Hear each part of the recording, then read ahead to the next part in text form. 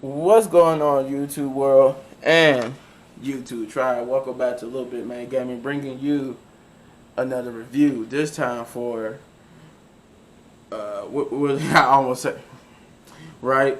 DC's Legends of Tomorrow, episode 13, called Silence of the Sonograms, which is obviously, if you for you older generation people, is a nod to Silence of the Lambs, complete with somebody locked up and being interrogated for information.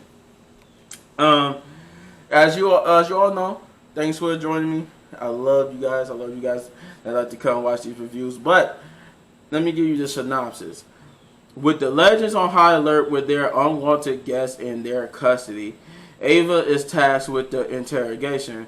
Rory is struggling with the terrible pain in his head. Zari enlists Astra and Spooner's help to figure out what is going on with Constantine.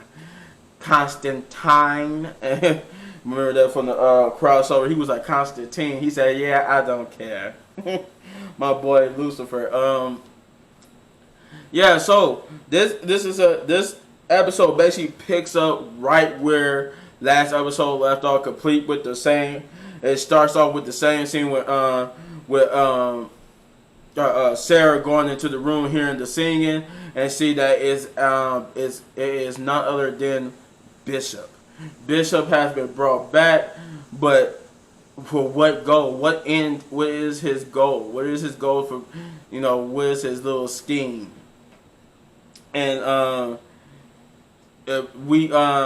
so we get to, and then we on top of that we got Rory with these headaches and stuff. It turns out to be really, it turned out not to really be headaches, but they labor pains. But yeah, so they captured Bishop and they basically put him into that little force field like shield, little jail cell. They begin to interrogate, asking him what he's want, how was he even back, and he reveals that Kayla was the one who was actually able to help him come back. She was the one who she took what was left from him and uploaded to Gideon in their mainframe, so she would be able to use that printer to read the little printer that could bring back your missing limb and bring back his whole body. But he revealed to Sarah that he is the last of the copy. He is the last one. It ain't no way he could. Thanks to her and what she did on his planet, he can't. His sister was corrupted to the point where he can't make no more copies. But he was able to make one last one using Gideon. So Sarah feel like she's not getting nothing out of him, so she uses Ava, like we see in the synopsis. Ava, she tasks Ava with interrogating what Ava actually volunteers, and she doesn't think it's a good idea, but it's a good idea because they don't know what he's planning, and they doesn't want Bishop getting to anybody's head, but Ava assisted, so they allow Ava to do so. So throughout the episode, Ava basically is Clarice, and she's basically Clarice and interrogating Bishop for information, basically trying to figure out what they're doing. They even make a reference to about him, how he's basically trying to play chess with manipulation and all that type of stuff. So they were like, yeah, well, he doesn't realize we know how to play chess too. So they basically, Nate and Sarah actually really has a chess match in which they playing chess against each other, only moving pieces according to the information, the good information they get out of Bishop. And throughout the episode, it's apparent that him and Ava are beginning to bond, even though Ava is trying desperately not to bond with him. They're basically bonding because technically Bishop is like the closest thing that Ava got to her family, considering that Ava is just one of many Ava clones, and that this isn't their answer where did Ava come from, And this season did reveal that Bishop was the one who created Ava, but he reassures Ava that what makes her unique from all the other clones is what she has done with her life, and that's why she's so uniquely different. And that same question was posed to him. Well, what makes you different? Because you keep talking about you're different from the Bishop that Sarah met on the planet, and you're different from the other clones. Basically, I think he even explained that each clone version of him was different from the last. So she asked him, like, what makes you different? What makes this you different from the you that Sarah met on the planet? And he said he was missing something within himself, humility. And he said he realized that with humility, he realized that one of the pains of being a clone is that you're alone. You don't feel like you have any more family because you're not the original one anymore. The original you is dead and gone. It's just his memories carry over into you. So it's like you're still you, but you're not in your original body. And he's trying to bond. He's basically bonded with both. Even eventually Sarah too, as they all realize that, with the OG Sarah body at least dead, the clone body of Sarah and Ava are basically the closest thing he had to a family, and he used that for his ultimate end goal, because there is the end goal. So he basically throughout the Spooner, and she had Spooner guard Bishop, and this will lead it to the Constantine portion of the episode where Zari realizes that something is off. That Bayrad was right, who was oddly not in this episode. That's who was missing from the episode. Everybody was in this episode except for Bayrad, and I think because in last episode he said he was going home. I think he was going home to tell his parents some stuff, so maybe that's why he was missing from this episode. But Zari ends up realizing that something's wrong with Constantine. He's lying to her. Something's off about him, and so they add Spooner. She goes to Astra, but Astra said she's the wrong. Eventually convinced Astra to help, but she said Astra tell her that even if I help, I'm the wrong person to help you with this, because if something's wrong from him drinking from the fountain of Imperium, then the person that she really needs is Spooner. So she goes and they ask Spooner about what happened that night in the fountain, and Spooner recalls everything about even being at the fountain and attacking, but she doesn't remember. She can't get past the attacking part. She said, and then she kept saying and then. Like, she couldn't get past the part after they attacked her, and she said, well, that's weird. Like, I'm drawing a blank. After that, she said the last thing I could remember about that is that we was attacked in the caves.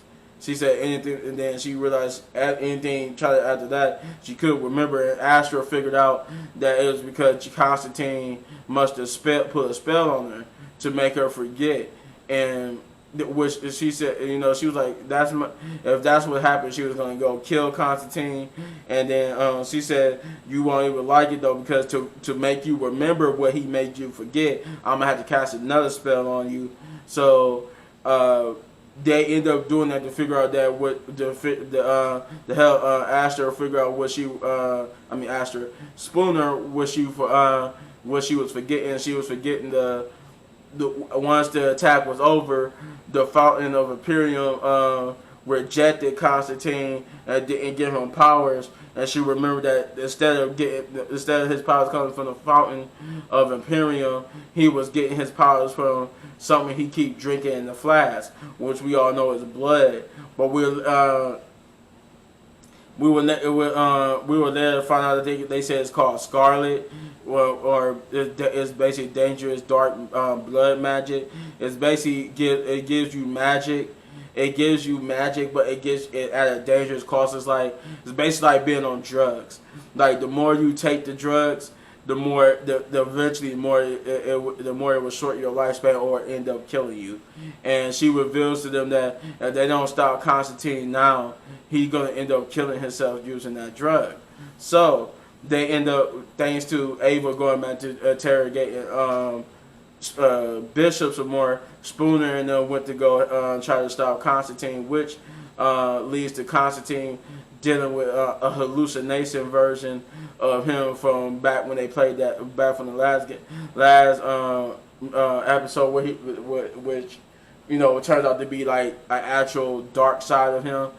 But Constantine is basically trying to go clean, so he basically being strung out and hallucinating stuff because he haven't had a hit of the blood yet. But something is really off, because that even though it's a hallucination, how come when because that's how Zari realized something was off with something was going on with Constantine, was that she realized Constantine got a scar from when she stabbed the beast, and see the same scar from what her stab would have made on the beast on Constantine, and which revealed to her that the beast from last episode, that I forgot that nobody saw who the beast was, and that's what allowed Zari to figure out that Constantine was the beast, because he got the same scar that she gave the beast.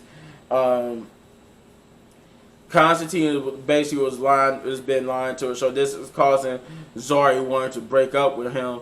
But they kept telling each other how much they loved each other, and that Zari felt to tell Constantine that for the first time in my life, I pretend like most of my life I've been pretending to be somebody who I'm not to appease others, but with Constantine she could be herself, and this is what she tells Constantine, that why she loves him, and Constantine is in love with her, and that's why he's trying to kick the blood so he doesn't ruin anything else with his life, and even telling hallucination him that this ain't the first time I had to get clean.